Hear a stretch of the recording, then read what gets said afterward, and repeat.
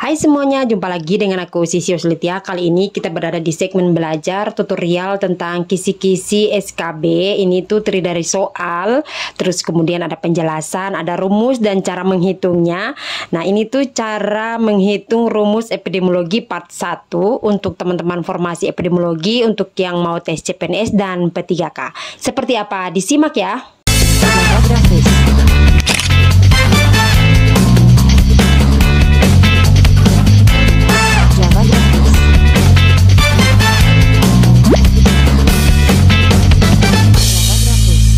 Yang pertama kita akan membahas dulu tentang ukuran dalam ilmu epidemiologi, di mana untuk ukuran yang biasanya dalam epidemiologi itu meliputi ukuran perhitungan angka kesakitan atau morbiditas, angka kematian atau mortalitas, angka kelahiran atau fertility, dan juga ini tuh dilihat menurut sifat orang atau who, ada waktu atau time dan tempat atau place.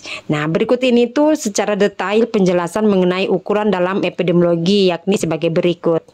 Nah, ini tuh yang pertama kita akan membahas tentang rate, di mana ini tuh merupakan angka proporsi dalam bentuk khusus, di mana ada perbandingan antara pembilang dan penyebut atau kejadian dalam suatu populasi tertentu dengan jumlah penduduk dalam populasi yang dimaksud dalam batas waktu tertentu. Rumusnya itu adalah rate sama dengan kejadian dalam suatu populasi tertentu dibagi jumlah populasi yang berisiko. Berikutnya ada rasio yang merupakan nilai relatif yang dihasilkan dari perbandingan dua nilai kuantitatif yang pembilangnya dan merupakan bagian dari penyebut. Contohnya, ada KLB akibat terkena diare pada karyawan perusahaan L yang mendadak sebanyak 40 orang, di mana 20 orang diantaranya berjenis kelamin perempuan, maka rasio perempuan terhadap laki-laki adalah 20/20 atau sama dengan 1/1. Berikutnya proporsi, yang merupakan perbandingan dua nilai kuantitatif yang pembilangnya merupakan bagian dari penyebut. Contohnya, proporsi jenis kelamin perempuan terhadap jenis kelamin laki-laki, jumlah perempuan itu 40 orang, jumlah laki-laki 50 orang, maka proporsi perempuan terhadap laki-laki itu adalah 40/50 atau sama dengan 4/5. Berikutnya prevalensi adalah jumlah kasus suatu penyakit dalam suatu populasi pada suatu waktu sebagai proporsi dari jumlah total orang dalam populasi tersebut. Nah, rumusnya itu adalah prevalence sama dengan jumlah kasus dalam satu populasi pada waktu tertentu dibagi dengan jumlah orang dalam populasi yang ditentukan pada titik waktu yang sama dikalikan dengan nilai konstan. Berikutnya angka kematian. Nah, cara menghitungnya itu dalam ukuran mortalitas ilmu epidemiologi, angka kematian kasar atau crude death rate atau CDR adalah jumlah selama kematian yang ditemukan pada satu jangka waktu, umumnya itu biasanya 1 tahun, dibandingkan dengan jumlah penduduk pada pertengahan waktu yang bersangkutan. Kita teruskan langsung ke bagian CDR-nya di bagian rumus, di mana jumlah seluruh kematian atau D dibagi dengan jumlah penduduk pertengahan tahun atau P dikali dengan K, nilai konstannya itu 1000.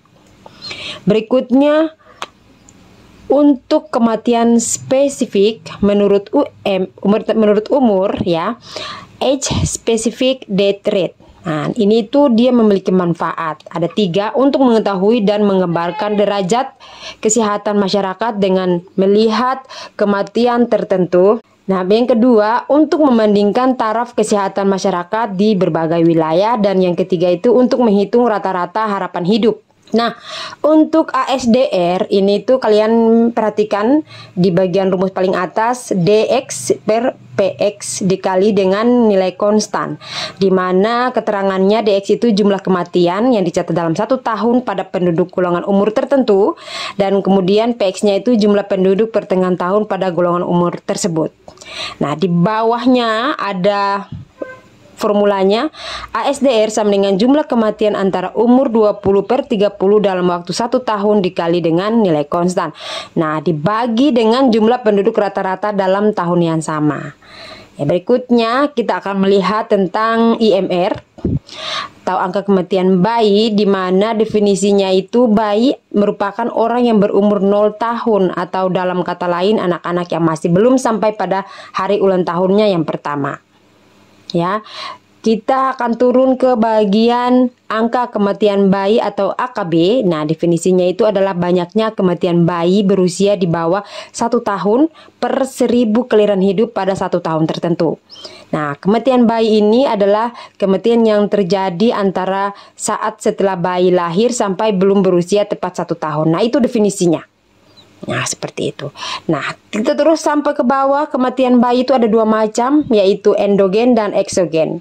Saya akan membahas tentang yang dimaksud dengan ini. Yang pertama, kematian bayi endogen, yaitu yang umum disebut dengan kematian neonatal. Adalah kematian bayi yang terjadi pada tahun pertama setelah dilahirkan dan umumnya disebabkan oleh faktor-faktor yang dibawa anak sejak lahir, yang diperoleh dari orang tuanya pada saat konsepsi atau didapat selama kehamilan. Berikutnya, kematian bayi eksogen atau kematian postneonatal adalah kematian bayi yang terjadi pada setelah usia 1 bulan sampai menjelang usia 1 tahun disebabkan oleh faktor-faktor yang bertalingan dengan pengaruh lingkungan luar. Nah, itu ada perbedaan ya teman-teman antara kematian bayi endogen dan kematian bayi eksogen. Berikutnya, ini tuh sedikit informasi tentang kematian neonatal itu disebabkan oleh faktor endogen, itu berhubungan dengan kehamilan. Maka program-program untuk mengurangi angka kematian neonatal itu adalah yang bersangkutan dengan program-program pelayanan kesehatan ibu hamil, terus misalnya program pemberian pil besi ya, terus kemudian suntikan anti tetanus, nah kayak gitu. Nah, ini itu salah satu penyebab terjadinya kematian neonatal itu ya karena tinggi rendahnya usaha perawatan postnatal. Kemudian program imunisasi, pertolongan persalinan, penyakit infeksi terutama saluran nafas bagian atas. Nah, terus di bawahnya itu ya kematian postneonatal dan angka kematian anak serta kematian balita dapat berguna untuk mengembangkan program imunisasi serta program-program pencegahan penyakit menular terutama pada anak-anak. Jadi setelah adanya peningkatan kematian bayi anak ya, jadi pemerintah mulai mengembangkan berbagai macam program-program kesehatan ya, seperti tentang ini program-program imunisasi, terus kemudian program penerangan tentang gizi, pemberian makanan sehat. Nah, itu dilakukan pada anak di bawah usia 5 tahun. Nah, terus kemudian faktor yang mempengaruhi tinggi rendahnya angka kematian postneonatal yaitu banyaknya bayi yang BBLR. Berat badan bayi lahir itu rendah. Terus kemudian status gizi ibu dan bayi, keadaan sosial ekonomi, penyakit infeksi terutama ISPA, dan pertolongan pada saat persalinan. Berikutnya untuk rumusnya IMR itu sama dengan D0 sampai dengan kurang dari 1 tahun dikali konstan. Nah, dibagi dengan jumlah lahir hidup. Keterangannya itu D0 sampai dengan kurang 1 tahun ya pada 1 tahun tertentu di daerah tertentu. Nah, jumlah kelahiran hidup itu jumlah kelahiran hidup pada 1 tahun tertentu di daerah tertentu. Dan nilai konstannya itu adalah 1000. Nah, untuk kematian anak ya, ini didefinisikan sebagai jumlah kematian anak berumur 1 sampai 4 tahun selama 1 tahun tertentu per 1000 anak yang umurnya sama pada pertengahan tahun. Nah, terus kita turun ke bawah, faktor-faktor yang mempengaruhi tinggi rendahnya angka kematian anak dipengaruhi oleh apa? Program pelayanan kesehatan, perbaikan gizi, dan juga imunisasi. Itu salah satunya ya teman-teman. Berikutnya angka kematian ibu atau AKI. Nah, ini definisinya banyaknya kematian perempuan pada saat hamil atau selama 42 hari sejak terminasi kehamilan tanpa memandang lama dan tempat persalinan yang disebabkan karena kehamilannya itu atau penggolongannya itu bukan karena sebab-sebab lain per 100.000 kelahiran hidup. Nah, ini dia salah satu definisinya tentang angka kematian ibu. Itu cukup banyak di sini, teman-teman bisa lihat. Tapi aku mau langsung loncat ke bagian rumus aja. Kalian nanti bisa screenshot ya di sini. Ini rumusnya, MMR sama dengan jumlah kematian ibu hamil, persalinan, dan nifas dalam 1 tahun dibagi dulu ya, dibagi jumlah kelahiran hidup pada tahun yang sama, baru dikali dengan nilai konstan yaitu 1000. Nah, kita masuk ke soal ini yang paling ditunggu-tunggu. Nanti kalian bisa bantu mengerjakan, siapa tahu jawaban saya salah ya, kalian punya benar. Yang pertama, nomor 1, total kematian penduduk Indonesia tahun 2023 itu sebanyak 20.492.753 orang, dan jumlah penduduk Indonesia pertengahan tahun 2023 itu sebanyak 325 juta.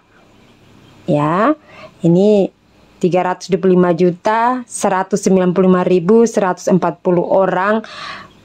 Nah, berapa CDR tahun 2023?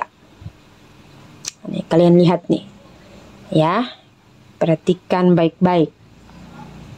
Nah, ini yang rumus yang digunakan itu seperti ini. Jadi yang meninggal 20 juta. Jumlah penduduk pertengahan tahun 325 juta lebih, ya. Nilai konstannya 1000. Yang digunakan itu adalah CDR sama dengan D itu yang meninggal, P itu pertengahan tahun yang jumlah penduduknya pertengahan tahun dibagi ya, D per P dikali dengan 1000, jadi 20 juta sekian dibagi dengan 325 juta sekian dikali 1000 sama dengan 6,3 per 1000. Yang artinya angka kematian kasar penduduk Indonesia tahun 2023 adalah 6 orang per 1000 penduduk. Berikutnya, nomor 2. Di kota A diketahui jumlah penduduk pada pertengahan 2022 itu sebesar 250 jiwa. Jumlah kematian sepanjang tahun sebesar 5.000 jiwa. Jadi di tahun 2022 itu yang meninggal 5.000 jiwa. Hitunglah besarnya kematian kasar pada tahun 2022. Rumusnya hampir sama dengan ini. Jadi kita lihat. Nah, untuk diketahuinya ini seperti ini, di mana D itu yang meninggal 5.000 dibagi dengan P penduduk pertengahan tahun itu 250 jiwa dikali dengan 1000 nilai konstan. Penyelesaiannya seperti itu. Jawabannya adalah 20 per 1000 ya. Nah, itu. Artinya angka kematian kasar penduduk Indonesia di tahun 2022 adalah 20 orang per 1000 penduduk. Paham ya? Berikutnya nomor 3. Hitunglah ASDR jika jumlah penduduk usia 21 sampai 29 tahun pada pertengahan 2023 sebanyak 20.000 orang dan jumlah kematian 800 orang per tahun. ASDR. Mesti ingat rumusnya yang ada di depan, DX per PX kali nilai konstan. Nah, diketahui nilai D-nya itu 800, nilai P-nya itu 20.000, nilai K-nya itu 1000. Berarti 800 bagi 20 kali 1000. Nah, untuk penyelesaiannya, nah itu dia. Ada yang dapat jawabannya? Siapa tahu saya yang salah. Nilainya 40. Berikutnya nomor 4. Diketahui jumlah penduduk pertengahan tahun berumur 20 sampai 29 di kota X adalah 2.954.397 jiwa. Jumlah kematian di 2024 15.203 jiwa. Hitunglah ASDR-nya, hampir sama. Oke. Berarti seperti itu. Diketahui nilainya begini. Oke, sudah mulai paham? Nanti sayangnya di dalam ruangan nggak bisa bawa kalkulator sih. Tapi minimal kalian paham dulu ya teman-teman ya. Penyelesaian. Oke, seperti itu. Nilainya adalah 5,1. Ya, sudah mulai dapat ya. Sudah mulai nangkep ya. Paham ya. Berikutnya nomor 5. Pada satu daerah tahun 2027 itu 2020 kematian bayi sebesar 345 orang. Jumlah kelahiran pada tahun tersebut adalah 3.657.000.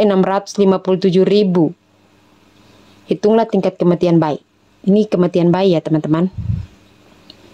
Tadi di depan sudah ada rumusnya. Itu dia, IMR. Oke, tangkap. Kita buka. Nah, diketahui ini diketahui ya teman-teman. D0 sampai 1 tahun itu 345, yang lahir hidup 3.657.000, nilai konstannya itu adalah 1000, maka penyelesaiannya, nah itu dia. Ya memang sih di dalam ruangan tes nggak boleh bawa kalkulator, gak apa-apa, minimal kalian bisa nangkap ya. Semoga ini tuh bermanfaat. Itu dia. Berikutnya nomor 6, total kematian bayi tahun 2021 9.298.129 orang. Jumlah yang lahir yang hidup di tahun 2021 197.290.000 orang. Nah, IMR tahun 2021 berapa? Itu rumusnya hampir sama. Oke. Rumusnya sama, hampir sama. Kita lihat. Nah, seperti itu.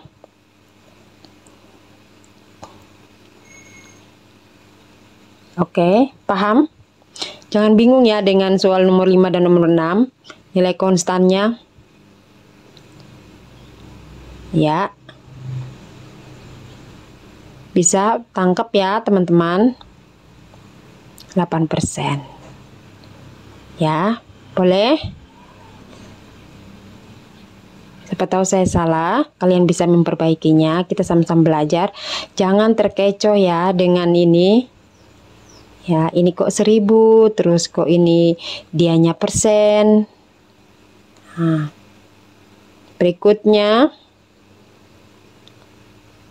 nomor 7. Di kota X pada tahun 2019 jumlah kematian ibu pada masa kehamilan yang melahirkan itu 379. Jumlah kelahiran yang hidup adalah pada tahun tersebut ya, tahun 2019 itu 432.478. Nah, hitunglah angka kematian di daerah tersebut. Itu dia rumusnya. AKI sama dengan jumlah kematian ibu dibagi jumlah kelahiran hidup dikali konstan. 100.000 yang dipakai. Nah, sudah? Nilainya adalah 88. Nah, berikutnya kita ke nomor 8, Survei Nasional Kebutaan dan Gangguan Penglihatan di Nigeria pada tahun 2005 sampai 2007 itu yang memeriksa adalah 13.599 orang dengan usia 40 tahun ke atas. Dari pemeriksaan tersebut, 569 kasus dinyatakan mengalami kebutaan dari tajam penglihatan kurang dari 20/400 atau kurang dari 3/60 pada mata yang lebih baik. Nah, ini tuh membahas tentang prevalensi. Jadi seperti ini jawabannya. Jadi 569 kasus dibagi dengan 1.359 orang, ya hasilnya adalah 0,042 atau 4,2%. Ini seperti ini. Nomor 9. Nah, ini tentang KIA ya, kematian ibu dan anak. Nah, terus di sini sudah kelihatan soalnya total kematian ibu karena persalinan, kehamilan dan nifas di Jakarta Selatan 2023 sebanyak 489.503 orang. Jumlah keseluruh kelahiran hidup adalah 15.566 orang. MMR-nya berapa di tahun 2023? Ini dia. Jadi sudah kelihatan nilainya, jawabannya sudah kelihatan juga. Nah, seperti itu. Jadi yang meninggal dibagi dengan yang hidup dikali dengan nilai konstan 1000 sama dengan 31,44. Kalau saya keliru, kalian yang benar, ya tolong di komen ya.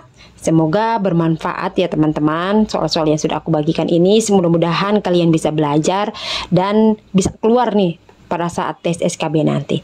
Nah, itu dia yang bisa aku share ya teman-teman. Semoga bermanfaat. Sampai jumpa. Dadah.